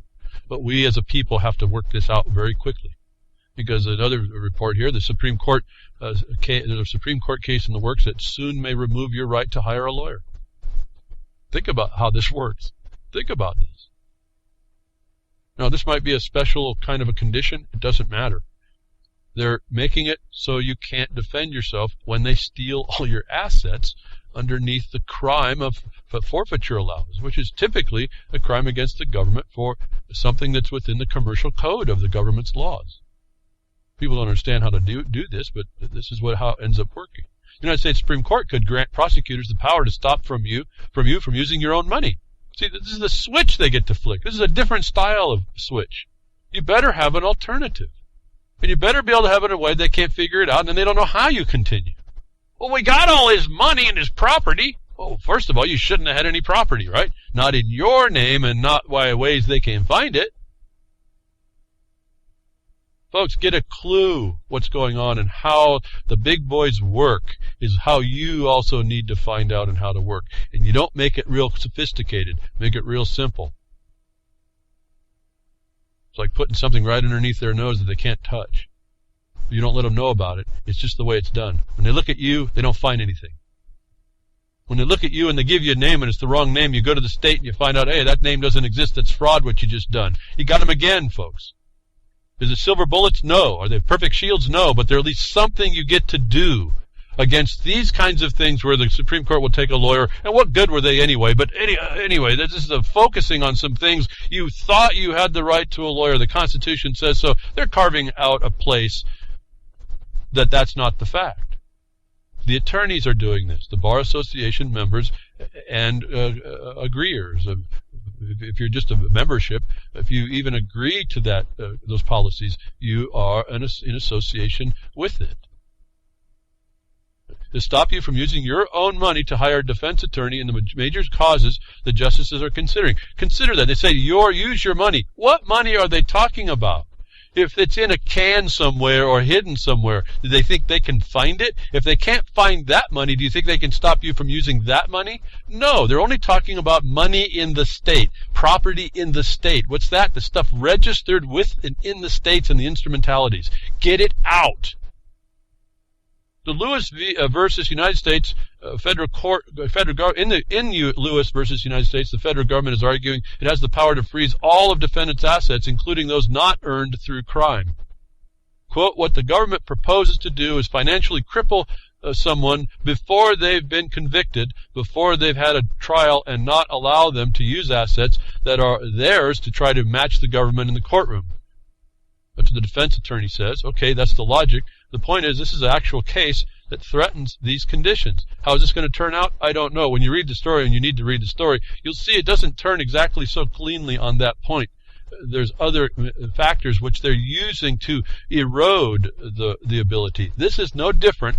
This is a very serious question because of the Kim.com problem. They've done the same thing to him. Luckily, I think it was New Zealand that freed up some money that he could actually use to defend himself. And this is on a case where the DOJ jumped out of their territory to go after someone who has never been in the land and never touched the government. I don't know how this is going to affect him, but this is a very serious matter if you start to think about this. They can and his case is costing millions. Do you have millions in alternative contingency funds to come against a government that's set against you, folks? Now, granted, he's doing a mega thing, but notwithstanding, on your scale, do you have almost entire separate life that you can live to fight a foe that was supposed to be there protecting you, who lies and has been given license to lie? I don't think anybody really has. So this is the day, folks. This is not fear. This is the reality. And so you got to choose the battles wisely as well. That's why I keep telling you. You don't walk into this, I'm with righteous indignation and make the world right overnight. It's not going to happen. You have to understand where we're at, and you're going to have to learn it quick, folks. We don't have too much time. I was hoping behind the woodshed I was giving everybody what they needed, and people would hear it, come and listen, and take away what they needed to, and become formidable in their own right, be empowered. It doesn't look like that's the norm. It really doesn't. I'm amazed. I'm dealing in a group of people we're all in the same need, and yet they'll fight me on the very things that they don't want to do themselves, and that's why they fight me. And thank you, Solomon. That's the conflict of interest. They really don't want to get their hands involved. They don't want to roll their sleeves up. And that's my only request in lots of examples. Roll your sleeves up and get your hands dirty, folks. This is it. It's probably the cleanest work you're ever going to end up doing in the end result. protect the future if you can, the way you may have felt that it was being done, that was stolen by these people. Now, on the same side, the same point, that we find the courts destroying lots of things, making excuses, carving out ways that the government is going to, giving carte blanche power to the government that was supposed to be limited. We find also another report for those of you 420 advocates, and not necessarily that, more than medical. 420, the state Supreme Court rules cannabis in the blood does not constitute impairment. And I bring this forward just to let you know there's ways to look at this. Even the Supreme Court can find it. And this one's pretty straightforward logic. It was the same reason, I believe, and I don't know if they talk about this, that why, if they tested you for alcohol, that they couldn't, and initially, they couldn't just get you for being intoxicated, operating while intoxicated. Because a number does not mean is not the fact of the consequence. That this is where it seems that this case draws the line. Just because you have you can test for however the test shows that you have cannabis materials in the blood, it would not constitute impairment. Was, I think, the same reason why the legislature came back out and said, well, then we're going to designate a number as impaired, and then the presumption's on you to throw out how it wasn't. They flipped the burden. And if you analyze it this way, you understand how you're being done as well within the system. They flipped the burden because the legislature does that. I think that's what's going to happen here. I don't know how they're going to do it quite yet, because when you read this little report, you see it's not going to be quite so obvious. And in particular, because, and this is very, very interesting to see as well, because despite what the federal government says cannabis has no use, legitimate use, that states found it had a medical use, completely obliterating that theory under why it's regulated at all, partly what the drug war is over, another tool to diminish the need of the drug war, that the medical use puts this beyond what alcohol was, which essentially is a poison to your body, but let's not go there. A useful tool if you keep it at the tool side. But at any rate, that medical marijuana now brings this into the category of pharmaceuticals that have to be shown. They're prescribed to some level that has been agreed that won't impair you. This is not going to be such an easy test. You can't do this test in the field, I don't think. I want you to know about that part, so those of you that need it as a medicine or that want to recreate with it, because I see some big holes in the capacity of the government to come after us, they're using these cannabis laws as the doors that they get to open to come after you, actually. They're legalizing what was actually not illegal before, but everyone didn't know that because it was commercial what was illegal and lawful before, not what they call recreational. It's not recreational. It's just your private use. It's not recreational. You use it as a part of your life. That's not recreational. We have these words we throw on it. In fact, they did that with the miners. I'm a recreational miner. As soon as they did that, they got no protection. And the court told them that, but they don't want to agree. So be very careful here. I want to point out not just that, cannabis users, you can't be killed. They'll get you, folks. Be careful. Don't let this go away just because it's in your blood. They can't constitute impairment. They'll figure out how to get that.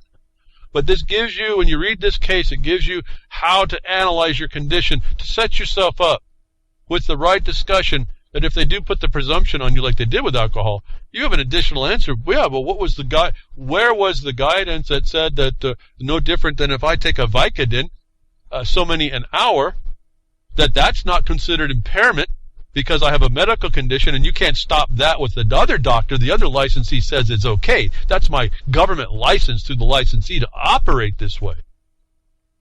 What is your standard consistent with the medical use of a material for that impairment? Is a defense that you'll be able to use for a while until you read to find out how they figured that little loophole out. So I think these are big traps. Here is a little case giving you notice of the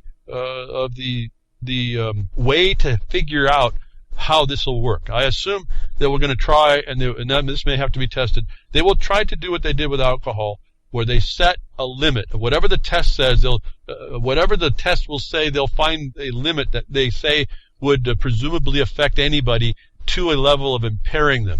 My comment to you is that level then will have to be at equal to whatever a pharmaceutical drug is allowed to be in your system and still allow you to operate machinery. They warn you to be careful about operating machinery, but I don't think they've established that you're impaired to operate the machinery. And at law, that's the problem. So, without any more discussion, I can't go deeply on this. I just can touch it for you. I think it's important to understand this. I know it's a lot legalistic in a way, but that's the world we live in, and if we're not able to address it, these are the kinds of things they attack us with. I guess inside somehow, I just flashed on me. See, when they took me out on my child abuse, systemic child abuse that's committed through the child services system and through the UN law of child rights. When I did a documentary to expose that a long time ago, I was taken out because of this kind, not this cannabis, it was just a regular traffic violation that wasn't. See, they fabricate these charges, and I gave them what I could as far as a resistance until they realized that I did have the right answer, that they were going to be found out to be committing the fraud that they thought they had me for, to get rid of me for a while, to take out that documentary, which was in a public place. It was in a PEG access facility, the existence of which disappeared when I got back out. But they use these kinds of state laws in order to tie you up. But when they found out I wasn't going to be so easily taken down, they then just gave me the riot act. Listen, the judge is just not going to listen to you. He knows that the law is the law. They're not going to let you do that. They're not going to let you get away with having them pay me to put in your paperwork when they only gave me $200 to do your defense, and they're not going to pay me to do that and get you off. The state has costs. So here's the deal. Now, so what do? I've had to make that decision, so I don't judge anybody having to make that decision. Does the lizard lose a little bit of tail and not be devoured by the eagle? Or does the lizard stand up and defy the eagle and be devoured? You make that decision for yourself. I had to make it. I'm still here. So, I understand there are these compromises. They're not a compromise in principle. There's a compromise in practicality, pragmatism. That you can win, you can be right, and there's a force bigger than you. That you have to weigh the costs of that.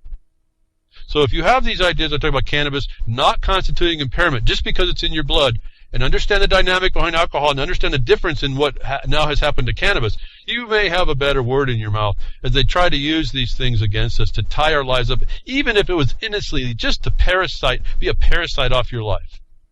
You make it, I've told you, folks, I wish everybody who got a ticket would fight their ticket substantially. It would bog the system down. It would cost so much time and money and effort and make so much embarrassment. They couldn't do what they do. But we're crickets to all that.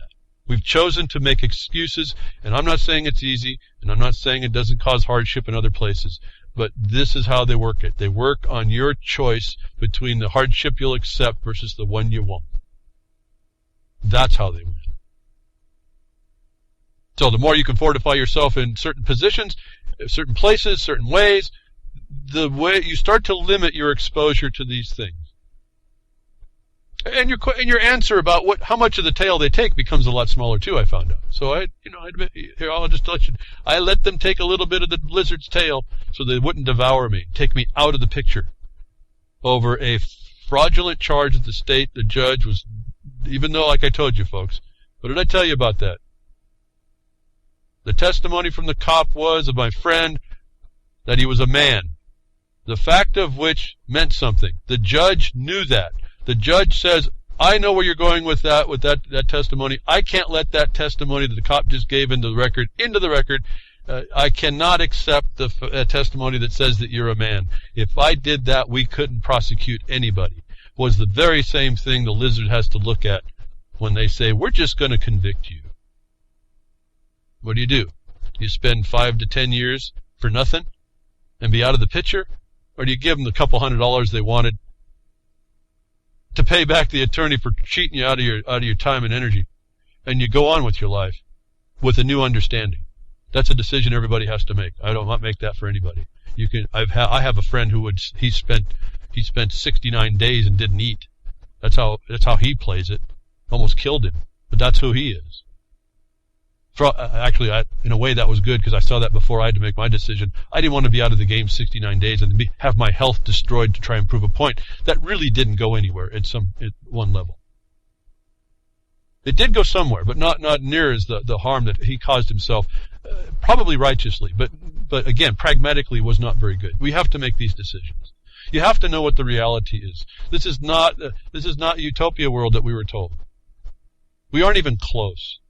This isn't the best we can do, even though they'll tell you that, oh, this is the best system we can do. No, it's not. It's a system of plunder, and it's run in a military fashion and under military procedures. If you look at very carefully. If you call it out, they'll take you out.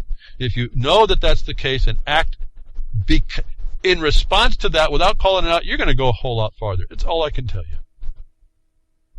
So, enough of the detrimental. I'd like to get on to some of this other thing for those of you all and us, maybe, all needing help. And with the inventions, I always say it's kind of exciting to get into what we come up with for inventions in the world to help each other out. And, apparently this is the good side of life. No more fillings, as a dentist revealed new tooth decay technology.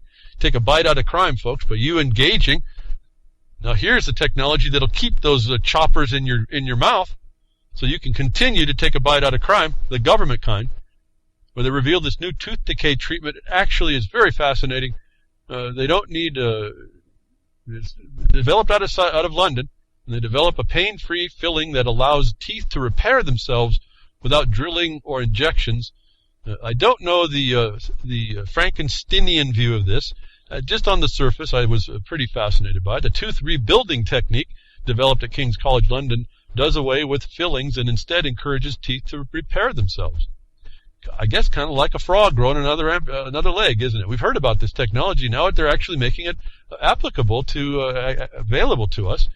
Well, if you can afford it, but here it is anyway. Fascinating technology. The tooth decay is normally removed by drilling, after which the cavity is filled with a material such as an amalgam or a composite resin. The new treatment, called electrical accelerated and enhanced remineralization, accelerates the natural movement of calcium and phosphate minerals into the damaged tooth. You're plating your tooth back with the materials that you need. So fascinating. It's a two-step process. First prepares the damaged area of enamel, then uses the tiny electric current to push minerals into the repair site. It could be available within 3 years. So cool stuff. But that's the utopian. That's the rainbows and unicorn farts that it's there. The problem is, do you have access to it? We have a cost factor always, and then we see this next story brings us back down. I want to get all excited about our current technology, but there's a reality. The rise of do-it-yourself dentistry, despite this technique, the rise of do-it-yourself dentistry for Britons doing their own fillings because they want to avoid a DHS bill. This is your health care. This is Obamacare. Now we're seeing how it actually works from Britain. A missed appointment and resulting in a 25-pound charge led Alex to become a do-it-yourself dentist using an emergency over-the-counter dental first aid kit bought from the pound store. The pound store, here they got the dollar store. It gets a little bit more expensive in Britain. The 38-year-old building engineer from Glasgow began fixing his own teeth rather than run up bills. Quote, I couldn't justify going and getting my teeth out when we can't afford nappies, he said. Folks, I don't even want to read. I was going to read a little more, but you understand what it's a building engineer that can't afford nappies. Has health insurance that doesn't want to address that system. To pull his teeth, let alone pay the expense of going to get them rebuilt. This was evidence. I was just shaking my head. Fantastic technology in one mouth, in one breath, and can't use it in the next in social medicine that the Obamacare resembles, if not exactly is. An engineer who can't afford a nappy has to decide to become his own dentist. Is your future in austerity, folks. It is what they call prosperity. You have to make this connection. Here, the wonder of what we can do to help each other, and it won't be accessible to you, is really the crime of the centuries. In a day when no one should be for want. I've told you, folks, it's an insight. I know maybe it's conjecture. Maybe I just don't have this pea brain's not big enough. In 1933, when they ultimately got rid of they just made money to be paper. They put everything in the promise to be paid in the future. That was the day there was no money spent on anything. That from that day till today, they've done everything on a promise, on vapor, on nothing. That when you see that everybody in the world does all this on a promise, why couldn't we promise enough to ourselves to not want as a people? That these people in the climate change nonsense, the UN, banksters, all these, whatever name you want to put on them, are those that are taking that promise for themselves that you never stopped. It's all right there for us if we'll just step up. How is it some engineer can't afford nappies and has to do his own dentistry, that when he's got a social medical plan is the problem? Here we have it. Senate votes to allow veterans to use state medical marijuana programs on the Veterans Day Eve. This is when this story came out. If the federal government has said marijuana, cannabis is an Article 1 controllable drug, why did the Senate just vote that medical marijuana has a viable medical use?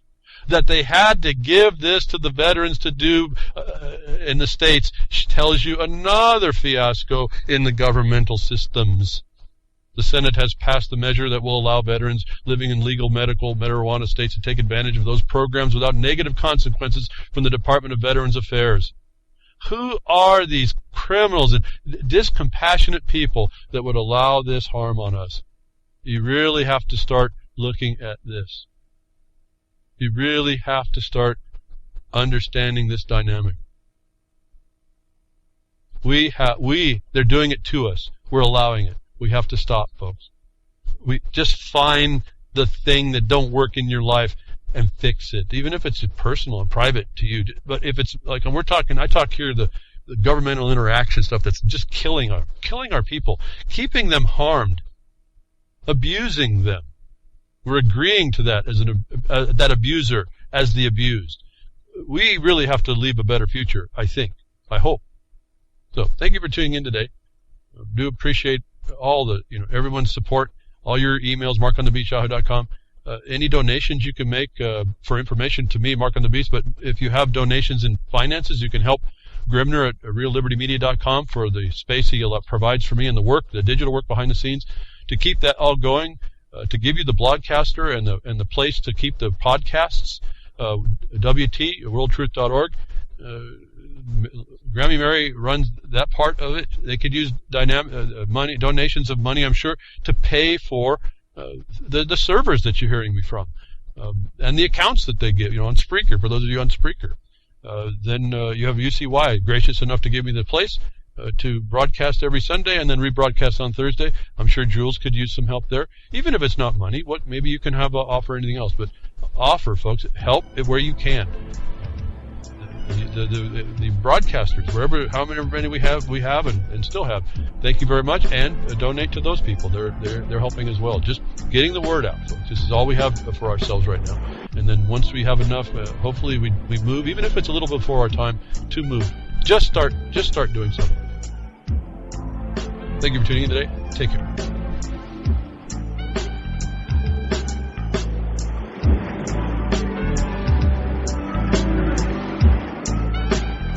Well, that's another lesson. I hope with today's information you can take it to those that misbehave. From behind the woodshed, leaving his mark on the beast, this is Hal Anthony. Till next time, journey with purpose.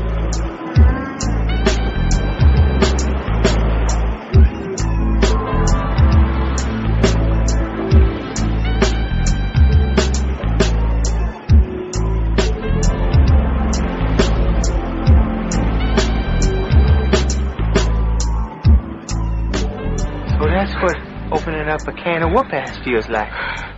Son, you just opened a whole case of whoop-ass.